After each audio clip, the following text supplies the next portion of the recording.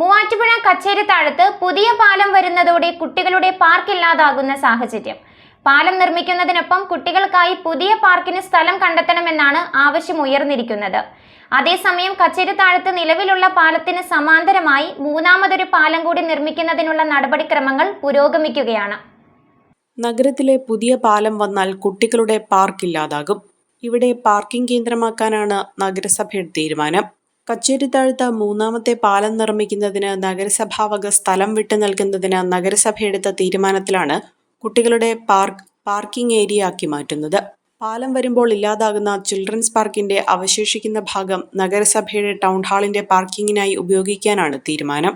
കച്ചേരിത്താഴത്ത് നിലവിലുള്ള 2 പാലത്തിന് സമാന്തരമായി ചിൽഡ്രൻസ് പാർക്കിന്റെയും ടൗൺ ഹാളിന്റെയും വശത്തുകൂടിയാണ് മൂന്നാമത്തെ പാലം നിർമ്മിക്കുന്നത്. ടൗൺ ഹാളിന് സമീപത്തുകൂടി പാലം വരുമ്പോൾ നിലവിലെ വിപുലമായ പാർക്കിംഗ് സൗകര്യം നഷ്ടമാകും.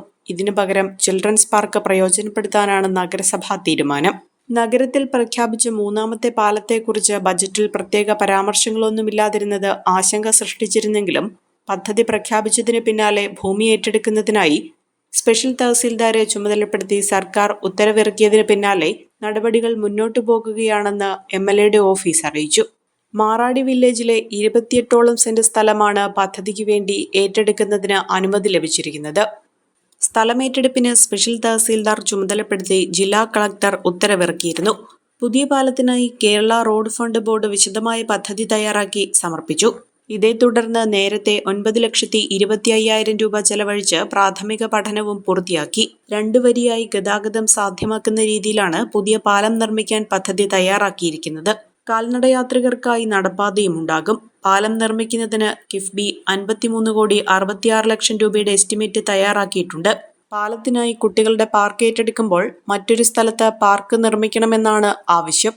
അഹല്യയിലെ വിദഗ്ധരായ ഡോക്ടർമാരുടെ ചികിത്സ കൊണ്ട് എനിക്ക് എന്റെ കാഴ്ചശക്തി പൂർണ്ണമായും തിരിച്ചു കിട്ടി. ഇപ്പൊ എനിക്ക് ഈസിയായി വായിക്കാം. നേത്ര സംരക്ഷണത്തിന് നമ്മുടെ അഹല്യ.